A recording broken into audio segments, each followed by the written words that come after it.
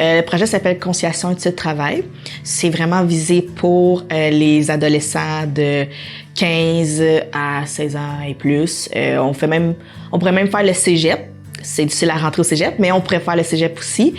C'est vraiment pour sensibiliser les jeunes employés étudiants, les professeurs, directeurs, parents, entourage, les employeurs aussi de la région face à cette réalité-là qu'on remarque que nos jeunes, ils travaillent beaucoup, plus que 30 heures par semaine, en étant aux études à temps plein aussi, fait qu'ils négligent leurs études, ils décrochent. On a constaté que depuis la pandémie, il y a un gros pic de décrochage scolaire, que ce soit 15, 13, 14, les jeunes, ils veulent aller travailler tout de suite, avoir de l'argent tout de suite. Fait que ça fait qu'ils lâchent l'école, qu'ils veulent pas retourner après. Tu sais, c'est difficile de retourner quand tu fais 20$ de l'heure. Hein. Je comprends ça. Fait que c'est pour ça qu'on remet sur pied ce projet-là pour vraiment aider les jeunes à se concentrer puis à trouver un juste milieu entre le travail puis les études. Fait que c'est vraiment démotivé à rester à l'école, même si c'est difficile, même si c'est pas toujours le fun. Il y a des moyens de réussir d'avoir un diplôme. Tu sais, t'es pas obligé de faire cégep universitaire pour avoir un diplôme. Tu peux aller faire un DEP, tu peux aller faire une formation, tu peux aller faire une technique, quelque chose de rapide si toi t'aimes pas l'école ou quoi que ce soit là. C'est des ateliers, c'est un atelier de environ au max 1 heure. C'est qu'on parle des normes, on parle je leur donne des trucs, des outils de gestion du stress, l'organisation scolaire. C'est pas facile, gérer son stress en même temps de travailler, en même temps d'étudier, en même temps d'avoir sa vie sociale. C'est difficile. Fait que je leur donne des trucs, puis étant quelqu'un de stressé, j'ai quand même des très, très bons outils pour ça.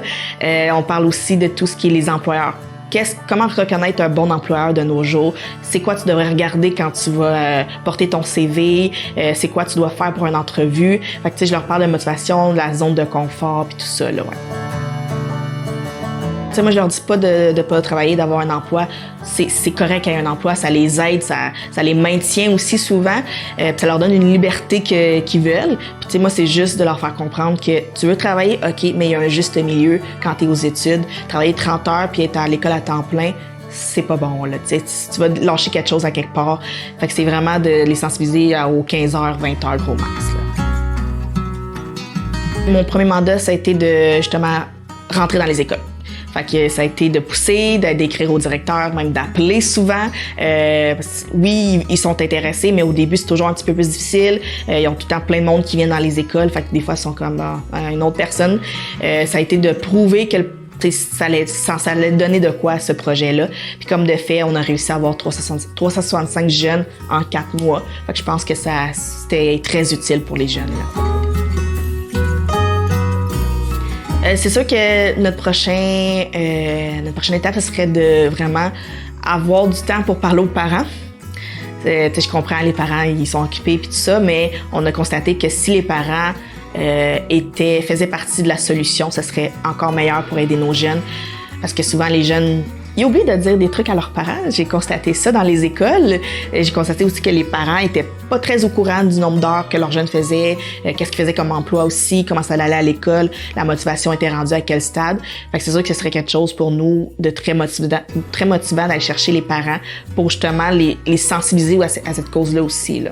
Puis comprendre aussi leur point de vue. Tu sais, moi, je suis pas parent, fait que je sais pas comment c'est d'être parent, fait que je veux comprendre leur point de vue pour justement aider le plus de monde possible.